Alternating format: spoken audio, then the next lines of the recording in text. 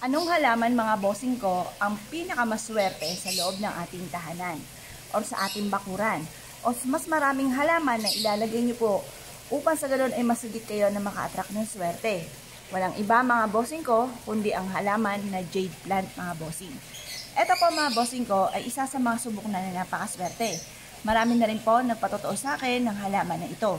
Ito po ay may pagkamaselan lang mga bossing na dapat ay alam po natin ang tamang pag-aalaga ng ating jade plant mga bossing.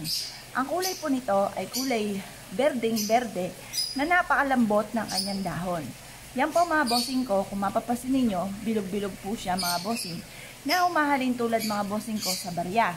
Or kaya yung pinakadulo po niyan. Or kaya po ay may pa-diamond po siya. Ito po mga bossing ko ay isa sa mga subok na napakaswerte sa loob ng ating pong bakuran o sa loob ng ating tahanan. Ito po mga bossing ko, isa sa mga sikreto po dyan, dapat hindi po siya laging dinidiligan. Ito daw po ay once a month lang na dinidiligan. Parang ito po ay cactus. Ito po ay napansin ko mga bossing. Ang gumamela ay aking binunot dahil itatanim ko po ito sa paso. At ganoon din po itong ating jade plant. Mangyari po mga bossing ay bigla po akong may ginawa na hindi na ako makaalis sa aking ginawa hanggang inabot na ako ng gabi. Kinabukasan mga bossing ko ay nakita ko ang aking jade plant ay buhay na buhay pa rin. Samantalang ang gumamela ay lanta na mga bossing. Ito po ay hahaba ang buhay. Huwag nyo lamang po siya laging didiligan. Kagaya po nito, tuyo-tuyo na po yan mga bossing. At inilagay ko siya mga bossing ko dito sa labas po namin sa tapat ng aming pintuan. Ito po ay maraming blessing na dinala po mga bossing. At ganoon din po sa aking malapit sa aking tao na isa rin sa mga pinaniniwalaan niyang napakaswerte ng halaman na yan kapag ito ay inilalagay po nila sa harapan ng kanilang tahanan. At talaga namang patok na patok ang kanilang negosyo.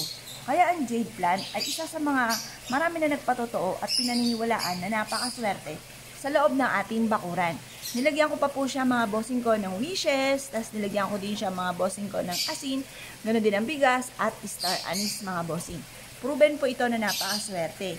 Kaya kung kayo pinaniniwala at issue po mga bossing ko na bumili ng masiswerteng halaman, ang jade plant ay huwag mawawala sa loob ng inyong pong bakuran.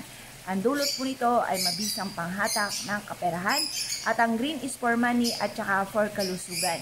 Kaya para malusog lagi ang buong pamilya bukod sa pag-iingat, sa mga tamang pinagbabawal, lalo na kung kayo po ay may mga member na ng mga may diabetes at saka high blood mga bossing, mainam na meron kayong ganito na pang-attract ng swerte sa pera at ganoon din mga bossing ko para humaba rin ang ating buhay.